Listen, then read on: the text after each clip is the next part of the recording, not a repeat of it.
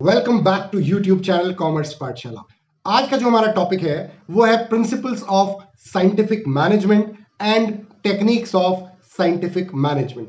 आज जो हम पढ़ेंगे वो पढ़ेंगे बेसिकली टेलर के प्रिंसिपल्स। जो प्रिंसिपल्स टेलर ने दिए हैं, 4 प्रिंसिपल्स हैं, एक तो वो हम पढ़ेंगे। इसके अलावा टेलर ने साइंटिफिक मैनेजमेंट की कुछ टेक्निक्स बताई है, वो आज हम डिस्कस करेंगे। चलिए स्टार्ट करते हैं आज का लेक्चर।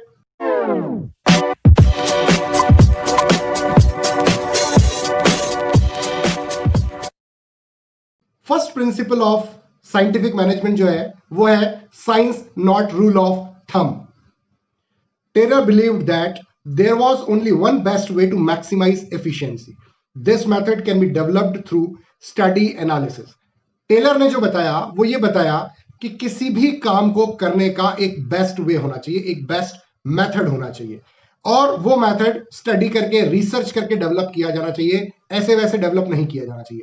यदि हम किसी चीज पर स्टडी करेंगे, रिसर्च करेंगे और वो मेथड डेवलप करेंगे तो वो मेथड बेस्ट मेथड होगा और उस काम को करने के लिए बेस्ट पॉसिबल मेथड हमें मिल पाएगा।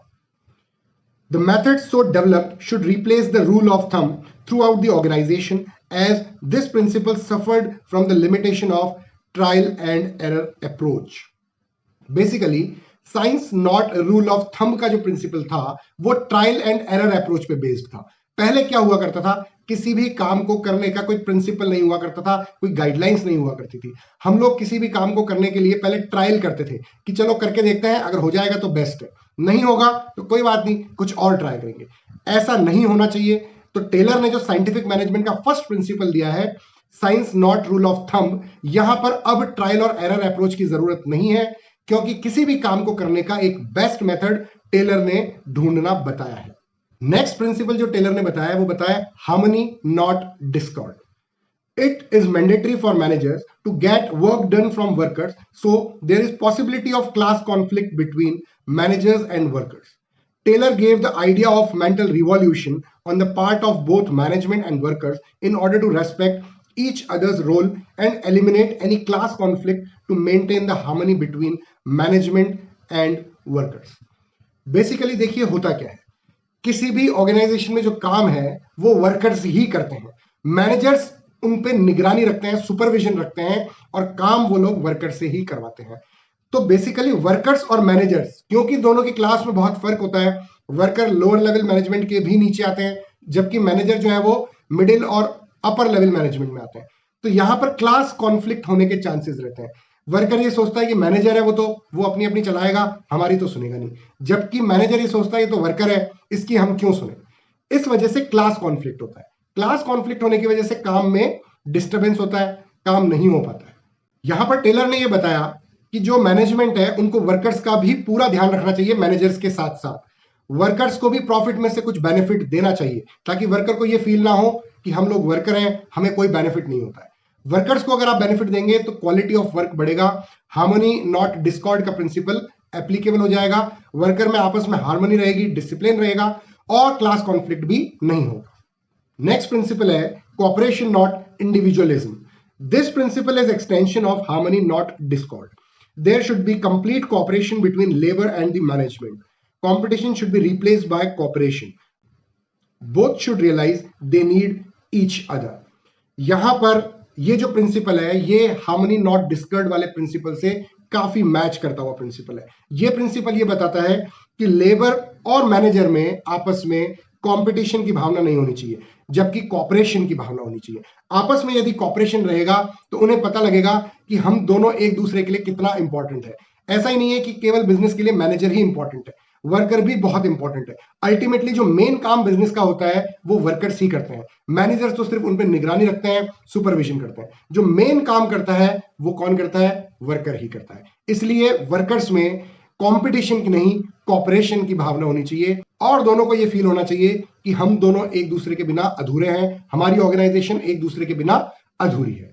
इसका एक एग्जांपल मैं आपको बताता हूं। जब भी कोई डिस्कशन हो, जब भी कोई मीटिंग हो, तो मैनेजमेंट को वर्कर्स को भी उस मीटिंग में बुलाना चाहिए, क्योंकि ऐसा नहीं है कि अगर वो वर्कर है, छोटे लेवल पे काम कर रहा है, तो उसका माइंडसेट सही नहीं होगा। एक वर्कर भी अच्छा सजेशन दे सकता है, क्योंकि जो मेन काम करता है, जो एंड काम करता है, जो फ्रंट में रह करके काम करता है, वो वर्कर ही होता है। इसलिए वर्कर से अच्छा सजेशन कोई नहीं दे सकता।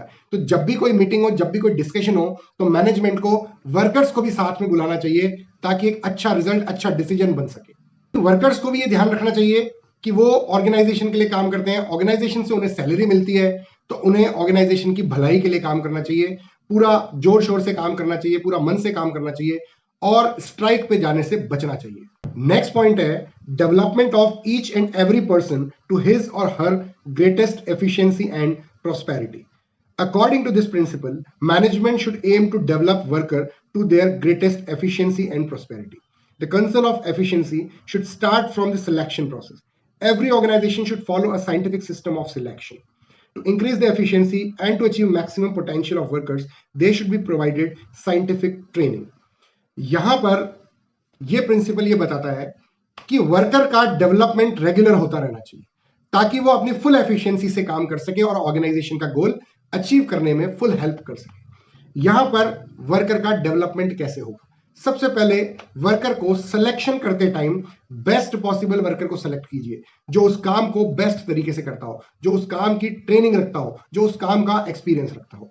यदि किसी वर्कर को एक्सपीरियंस नहीं है लेकिन वो वर्कर में पोटेंशियल हमें दिख रहा है, तो भी हम उस वर्कर को सेलेक्ट कर सकते हैं और बाद में उसकी ट्रेनिंग करवा करके उसका ठीक से इस्तेमाल कर सकते हैं। यहां पर सबसे पहले हमें वर्कर का, अच्छे वर्कर का सिलेक्शन करना है, उसके बाद उसकी ट्रेनिंग करानी है ताकि वो फुल एफिशिएंसी से काम कर सके, मिनिमम टाइम में मैक्सिमम आउटपुट ला सके। अगला जो हमारा टॉपिक है वो है टेक्निक्स ऑफ साइंटिफिक मैनेजमेंट। चलिए स्टार्ट करते हैं। फर्स्ट टेक्निक है फंक्शनल फोरमैनशिप। क्या होता है ये फंक्शनल फोरमैनशिप? डिटेल में हम डिस्कस करेंगे। बहुत इंपॉर्टेंट टॉपिक है एग्जाम के लिए, स्पेशली फंक्शनल फोरमैनशिप एग्जाम में बहुत बार आता है, बहुत इंपॉर्टेंट है, इसका केस स्टडी भी आ सकता है, ध्यान से समझिएगा। The basic aim of functional foremanship is to separate the planning function from production function. Main purpose, main aim जो फंक्शनल फोरमैनशिप का है वो प्लानिंग फंक्शन को प्रोडक्शन फंक्शन से सेपरेट करना, अलग करना है। क्यों ऐसा है? देखिए, किसी भी ऑर्गेनाइजेशन में प्लानिंग का काम टॉप लेवल करता है और ऑपरेशन का काम लोअर लेवल और वर्कर्स करते हैं। यहां पर हमें दोनों फंक्शंस को सेपरेट सेपरेट चलाना चाहिए। सेपरेट सेपरेट चलाने से फायदा यह रहेगा कि जो प्लानिंग करने वाली टीम है उसका मेन एम अच्छी प्लानिंग करना रहेगा और जो ऑपरेशंस वाली टीम है उनका main M maximum output produce करना रहेगा। इससे यह रहेगा कि ऑर्गेनाइजेशन में स्पेशलाइजेशन होगा और बेहतर आउटपुट निकल पाएगा। Functional foremanship is an extension of principle of division of work and specialization.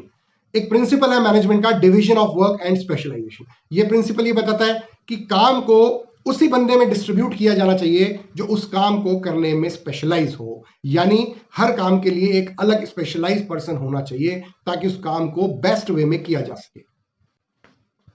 Foreman should have intelligence, education, tact, creativity, judgment and special knowledge, energy, honesty and good health.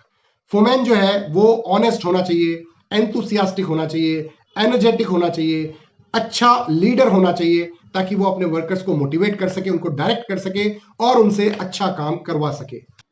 अब यहां पर मैंने आपको बताया कि फोरमैन में कितनी सारी क्वालिटीज होनी चाहिए। वो इंटेलिजेंट भी होना चाहिए, वो टेक्टफुल भी होना चाहिए, वो ऑनेस्ट भी होना चाहिए, वो क्रिएटिव भी होना चाहिए। सारी की सारी क्वालिटी किसी एक बंदे में नहीं आ सकती, इसलिए यहां पर टेलर ने यह बताया है कि ऑर्गेनाइजेशन में अलग अलग काम करने के लिए 8 स्पेशलिस्ट को रखा जाना चाहिए। वो 8 स्पेशलिस्ट कौन से हैं, चलिए देखते हैं।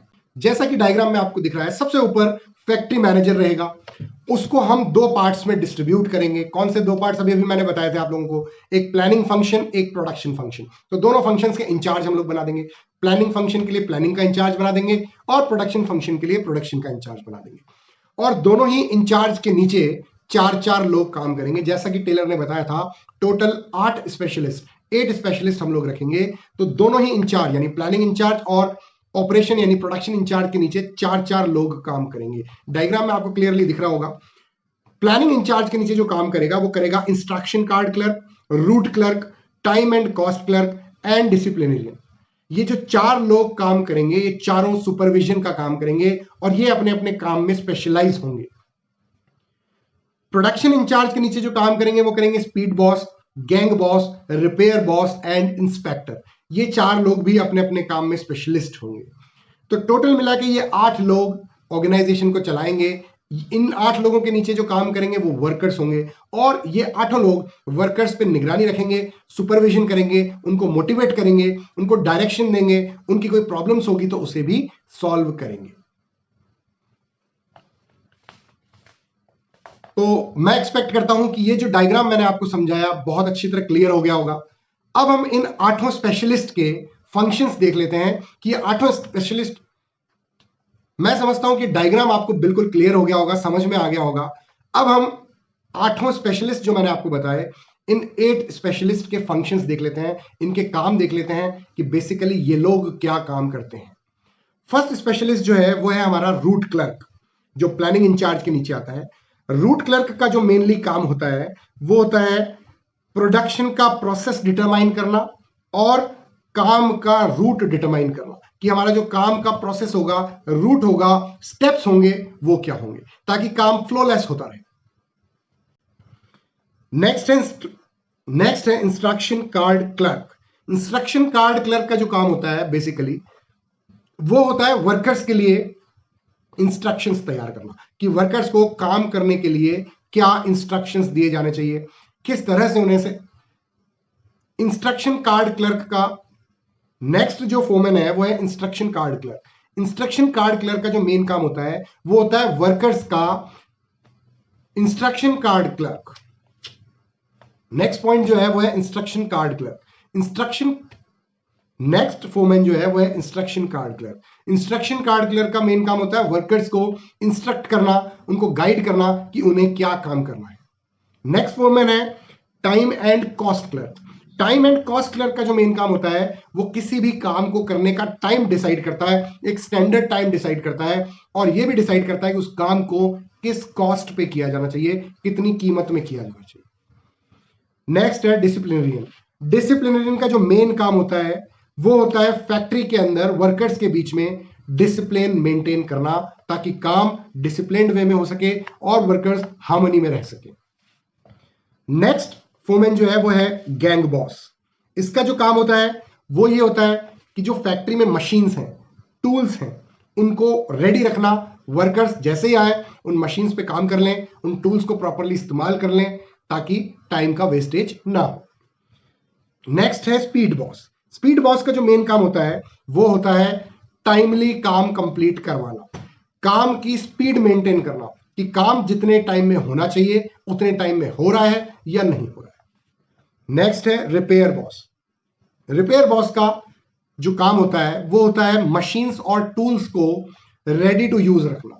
अगर कोई मशीन और टूल में प्रॉब्लम है तो उसको ठीक करवाना, उसको रिपेयर करवाना और वर्कर्स के लिए तैयार रखना, ताकि जैसे ही वर्कर आए वो फटाफट उसको काम में ले सके। नेक्स्ट फोरमैन है इंस्पेक्टर। इंस्पेक्टर का मेन काम होता है किसी भी चीज को इंस्पेक्ट करना। इंस्पेक्ट करना मतलब उसकी जांच करना। तो इंस्पेक्टर जो काम करता है वो करता है जो प्रोडक्शन हमने किया है उसकी क्वालिटी चेक करने का, कि क्वालिटी बेस्ट है या नहीं। तो ये थे फैक्ट्री के 8 फोरमैन जो अपने अपने काम में स्पेशलाइज थे, जो वर्कर्स को इंस्ट्रक्ट करते हैं, जो गाइड करते हैं, जो वर्कर्स के लिए मशीन तैयार रखते हैं, जो वर्कर्स में डिसिप्लिन मेंटेन करके रखते हैं। ये 8 लोगों का अलग अलग काम होता है, अपने अपने काम में स्पेशलाइज होते हैं, और ये 8 मिलकर के एक कंप्लीट फैक्ट्री को डेवलप करते हैं और फैक्ट्री में बेस्ट पॉसिबल देने की कोशिश करते हैं, ताकि बेस्ट प्रोडक्शन हो सके। सेकंड टेक्निक जो है साइंटिफिक मैनेजमेंट की वो है standardisation of work. Standardisation of work का यहां पर मतलब है कि फैक्ट्री में हर चीज को करने का एक स्टैंडर्ड सेट होना चाहिए, एक बेंचमार्क सेट होना चाहिए, एक लेवल सेट होना चाहिए, और उसी स्टैंडर्ड से, उसी लेवल से, उसी बेंचमार्क से काम किया जाना चाहिए। चलिए डिटेल में देखते हैं स्टैंडर्डाइजेशन ऑफ वर्क में क्या है। Standardisation refers to the process of setting standard of every business activity. It can be standardization of process, raw material, time, product, machine, method और working condition. Standardization का यहां पर वही मतलब है जो मैंने अभी आपको बताया, हर काम को करने का एक स्टैंडर्ड होना चाहिए।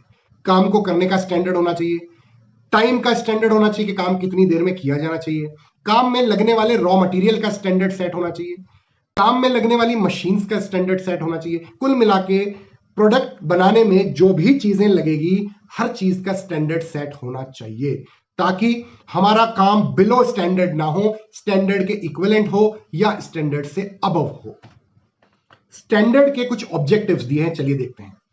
पहला जो ऑब्जेक्टिव ऑफ स्टैंडर्ड है वो ये बता रहा है कि मटेरियल की क्वालिटी बेस्ट होनी चाहिए, स्टैंडर्ड होनी चाहिए। अगला ऑब्जेक्टिव है to establish standard of performance of man and machines. लोगों के काम करने का स्टैंडर्ड होना चाहिए, मशीन्स का स्टैंडर्ड होना चाहिए, उस स्टैंडर्ड के नीचे की मशीन हमें नहीं लानी चाहिए, और मैन जो है, जो वर्कर जो है, वो उस स्टैंडर्ड के नीचे काम नहीं करना चाहिए। नेक्स्ट ऑब्जेक्टिव है to establish interchangeability of manufactured parts and products. ये ऑब्जेक्टिव ये बताता है कि हम हमारी फैक्ट्री में चाहें एक ही तरह के 10 प्रोडक्ट क्यों ना बना दें। फॉर एग्जाम्पल, हम हमारी फैक्ट्री में एक ही तरह के कई फैंस क्यों ना बना दें, लेकिन उनमें लगने वाला जो प्रोडक्ट है वो स्टैंडर्ड होना चाहिए। सपोज करिए हमने 10 डिजाइन के 10 पैटर्न के फैन बना दिए, अब उन फैंस में लगने वाली मशीन भी अगर अलग अलग होगी तो हमें कितना एक्सपेंडिचर करना पड़ेगा। तो बेस्ट ये है कि एक तरह की मशीन बनाइए और डिफरेंट डिफरेंट डिजाइन के फैन बनाइए। इससे ये होगा कि आपके पास बहुत सारे ऑप्शंस होंगे कस्टमर को दिखाने के लिए, और आपके पास काम करने के लिए एक स्टैंडर्ड तरीका होगा, स्टैंडर्ड मशीन होगी, जिस मशीन को लगा करके आप 10 डिजाइन के फैन बना पाएंगे।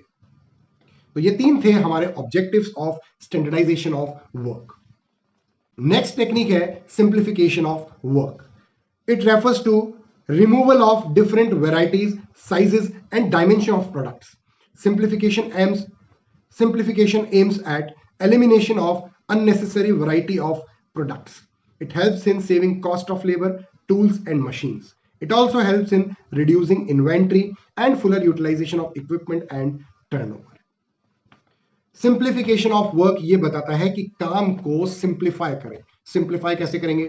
ऐसे प्रोडक्ट्स जो हमें बेनिफिट नहीं दे रहे हैं, ऐसे प्रोडक्ट्स जो हमें कमा के नहीं दे रहे हैं, उन प्रोडक्ट्स को हमारे टोटल प्रोडक्ट की रेंज में से एलिमिनेट कर देना, रिमूव कर देना, ताकि जो लॉस मेकिंग प्रोडक्ट्स हैं वो हमारे पास से हट जाएं, उनमें लगने वाला टाइम हमारा बचे, उनमें लगने वाली कॉस्ट बचे, वर्कर्स का टाइम बचे, ताकि वो उन प्रोडक्ट्स में ज्यादा टाइम दे सकें जो हमें ज्यादा प्रॉफिट कमा करके दे रहे हैं। ये होता है सिंप्लीफिकेशन ऑफ वर्क। नेक्स्ट है मेथड स्टडी। क्या कहती है मेथड स्टडी, चलिए देख लेते हैं। The objective of method study is to find out one best way of doing the job. There can be number of methods to perform the same job with different cost requirements, but Taylor suggested that management should find out one best way. Method study में यह बताया गया है कि हर एक काम को करने का एक बेस्ट वे ढूंढा जाना चाहिए। एक काम को करने के कई तरीके हो सकते हैं, ये आप सभी जानते हैं। पढ़ाई करने के कई तरीके हो सकते हैं, आप ऑनलाइन स्टडी कर सकते हैं, आप बुक से पढ़ सकते हैं, आप टीचर से पढ़ सकते हैं। तो इसी तरह किसी भी काम को करने के भी कई तरीके हो सकते हैं। आपको ढूंढना है एक बेस्ट तरीका। बेस्ट तरीका ढूंढने से ये होगा कि आपको हर बार उस काम को करने के लिए ये सोचना नहीं पड़ेगा कि मुझे इस काम को किस तरीके से करना है। जैसे आपको जाना है दिल्ली, और आज आपको दिल्ली जल्दी से जल्दी पहुंचना है, तो बेस्ट मेथड जो होगा, आपके पास ऑप्शंस बहुत सारे हैं। ऑप्शन है, आपके पास ट्रेन है, आपके पास एयरप्लेन है, आपके पास बस ऑप्शन है, आपके पास पर्सनल व्हीकल ऑप्शन है। क्योंकि आपको फास्ट पहुंचना है तो आपको यूज करना होगा एयरप्लेन। तो इस तरह से आपको किसी भी काम को करने का बेस्ट मेथड ढूंढना है out of available methods. Next है मोशन स्टडी। चलिए देख लेते हैं क्या है मोशन स्टडी में। It refers to movement like lifting, putting objects, sitting and changing positions etcetera, which was undertaken while performing a typical job. Unnecessary movements should be identified and eliminated so that it takes less time to complete the job efficiently. On the close examination of body parts, it is possible to find out motions which are incidental, motions which are unproductive.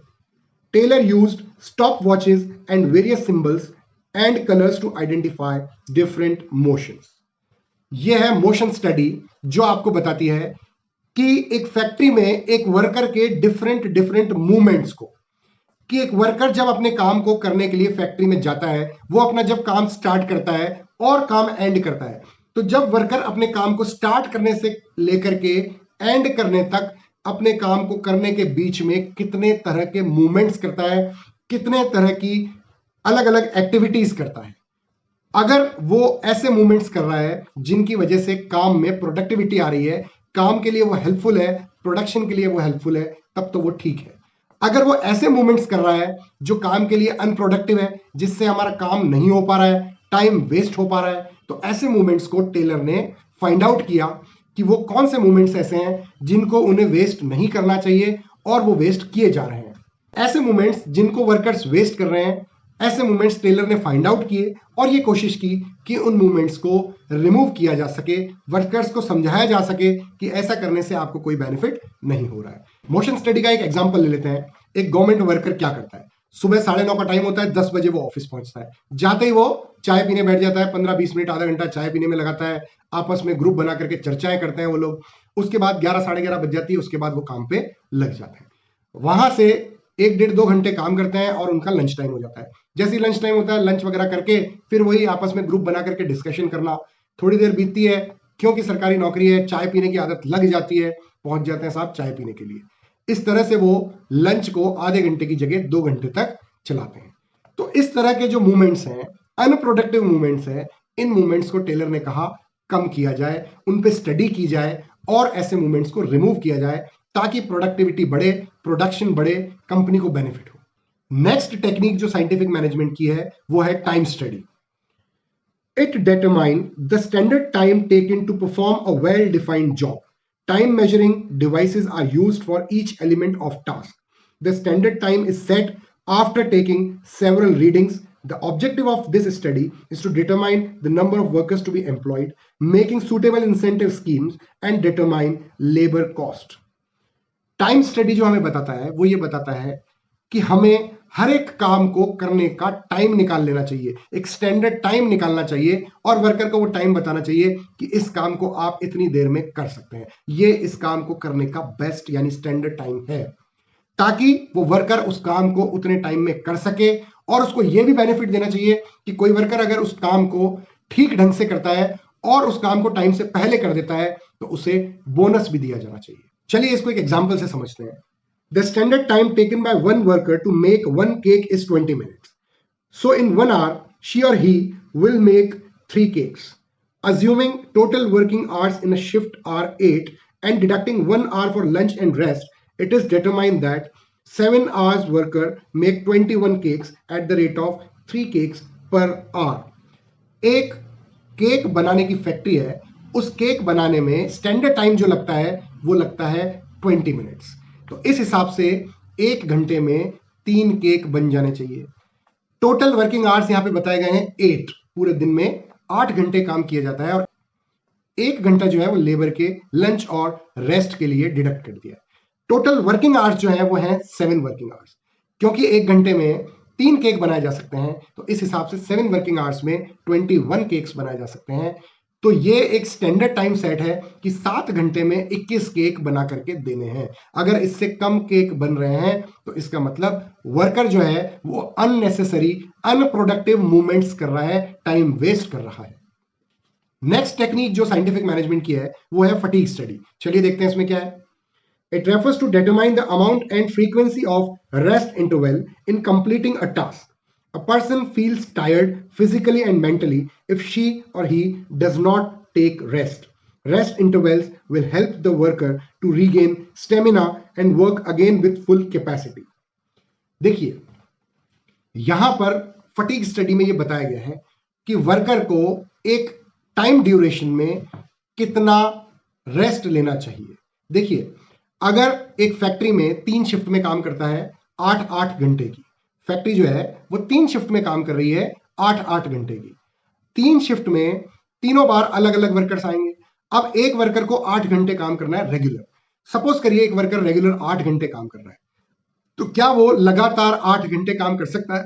आप खुद सोच के देखिए, imagine करके देखिए कि आपको अगर लगातार 8 घंटे काम करवाया जाए विदाउट एनी रेस्ट तो आपकी क्या हालत हो जाएगी। तो एक वर्कर को 8 घंटे में भी बीच बीच में 5-10 मिनट का रेस्ट इंटरवल दिया जाना चाहिए, जिससे कि वो अपने स्टेमिना को रीगेन कर ले। अभी तो हर एक ऑर्गेनाइजेशन में लंच टाइम डिसाइड किया गया है, रेस्ट इंटरवल डिसाइड किए गए हैं, टी टाइम डिसाइड किया गया है, स्नैक्स टाइम डिसाइड किया गया है, ताकि वर्कर में स्टेमिना रीगेन हो सके और वो जिस टाइम भी काम कर रहा है वो फुल स्टेमिना से काम कर सके। Next technique of scientific management है डिफरेंशिएट वेज रेट सिस्टम। चलिए देख लेते हैं इसमें क्या है। It is a technique which differentiates between efficient and less efficient workers. It rewards the efficient workers and motivate the less efficient workers to improve their efficiency. In this system, there are two piece rate, one who produces more than the standard output and the other who produces less than the standard output. The difference between wages of both kind of workers is enough to motivate the less efficient one. Differentiate piece system हमें यह बताता है कि factory में workers को दो category में distribute कर दिया जाता है। एक वो वर्कर्स जो स्टैंडर्ड टाइम में काम करते हैं या उससे कम टाइम में काम करते हैं, और एक ऐसे वर्कर्स जो स्टैंडर्ड टाइम जो डिसाइड किया गया है उससे भी ज्यादा टाइम लेते हैं। जो वर्कर्स स्टैंडर्ड टाइम से कम टाइम में काम पूरा कर लेते हैं उनको एक अलग से बेनिफिट दिया जाता है, अलग से इंसेंटिव दी जाती है, बोनस दिया जाता है ताकि वो रेगुलरली फास्ट स्पीड से काम करें। और ऐसे वर्कर्स जो स्लो स्पीड में काम करते हैं, जो स्लो वर्कर्स हैं, उन्हें मोटिवेट किया जाता है। वो उन लोगों को देखकर भी मोटिवेट होते हैं जिन लोगों को एक्स्ट्रा बोनस दिया जाता है फटाफट काम करने के लिए। अगर वो सामने वाले को देखेगा कि वो फटाफट काम करता है और उन्हें एक्स्ट्रा सैलरी या एक्स्ट्रा बोनस दिया जाता है, तो वो वर्कर जो है वो खुद भी मोटिवेट होगा और कोशिश करेगा कि मेरा काम भी टाइम से पहले कंप्लीट हो ताकि मुझे भी एक्स्ट्रा बोनस मिल सके। डिफरेंशिएट पीस वेज सिस्टम को एक एग्जांपल से समझते हैं, ध्यान से समझिएगा। It is determined that standard output per worker per day is 20 units and those who made standard or more than standard will get 50 units and those below will get 40 units. चलिए differential wage rate system को एक example के जरिए समझते हैं। It is determined that standard output per worker per day is 20 units and those who made standard or more than standard will get rupees 50 per unit and those below will get rupees 40 per unit. Now an efficient worker making 21 units will get 21 multiplied by 50, that is 1050 rupees per day, whereas a worker who makes 19 units will get 19 multiplied by 40 is equal to 760 rupees per day. इस example में एक worker को एक दिन में 20 unit बनाने के लिए दिया जा रहा है। जो वर्कर एक दिन में 20 यूनिट या उससे ज्यादा बना लेगा उसकी जो वेज रेट होगी वो होगी पर आवर की 50 रुपीज, और ऐसा वर्कर जो 20 यूनिट से कम बनाएगा उसको पर आवर वेज रेट दी जाएगी 40 रुपीज। तो यहां पर यदि एक वर्कर 21 यूनिट्स बना पा रहा है तो उसकी सैलरी बन रही है 1050 रुपीज पर डे, और वो वर्कर जो 19 यूनिट्स बना पा रहा है उसकी सैलरी बन रही है 760 पर डे। ध्यान से समझिए, सिर्फ 2 यूनिट कम बनाने का वर्कर को 190 रुपीज कम मिल रहा है। तो कितना ज्यादा लॉस हो रहा है सिर्फ 2 यूनिट्स कम बनाने का। तो ये स्टडी में ये बताया जा रहा है कि वर्कर को अपना स्टैंडर्ड के अकॉर्डिंग काम करना है। जो स्टैंडर्ड यूनिट उसको एक दिन में बनाने की दी गई है उतना काम एटलीस्ट उसको करना ही है ताकि उसकी सैलरी बेस्ट पॉसिबल उसको मिल सके। Next technique of scientific management है मेंटल रिवॉल्यूशन। मेंटल रिवॉल्यूशन क्या है चलिए देखते हैं। It relates to change in attitude of workers and management towards each other from competition to cooperation. इस पॉइंट को हमने पहले ही डिस्कस किया था हार्मनी नॉट डिस्कर्ड के अंदर। यह पॉइंट ये बताता है कि वर्कर्स को और मैनेजमेंट को आपस में मिलजुल के काम करना चाहिए, कंपटीशन की भावना से काम नहीं करना चाहिए बल्कि कोऑपरेशन की भावना से काम करना चाहिए, क्योंकि एक ऑर्गेनाइजेशन को दोनों ही कैटेगरी के लोगों की यानी मैनेजमेंट की यानी मैनेजर्स की और वर्कर्स की बहुत ज्यादा जरूरत है। दोनों ही अपने काम में बहुत इंपॉर्टेंट है, दोनों ही ऑर्गेनाइजेशन के लिए बहुत इंपॉर्टेंट है। इसलिए दोनों को आपस में मिलकर के हार्मनी से डिसिप्लिन से काम करना चाहिए, दोनों को कोऑपरेशन से काम करना चाहिए ताकि ऑर्गेनाइजेशन का गोल बेस्ट अचीव हो सके। तो ये थे आज के हमारे 2 टॉपिक्स। फर्स्ट हमने पढ़ा टेलर के प्रिंसिपल्स और सेकंड हमने पढ़ा techniques of scientific management. Next topic जो हम लेकर के आएंगे, बहुत इंपॉर्टेंट टॉपिक लेकर के आएंगे, फियोल प्रिंसिपल्स ऑफ मैनेजमेंट। हमारे चैनल को लाइक शेयर और सब्सक्राइब कर लीजिए ताकि हमारे नेक्स्ट टॉपिक्स आपसे मिस ना हो जाए। Thank you so much.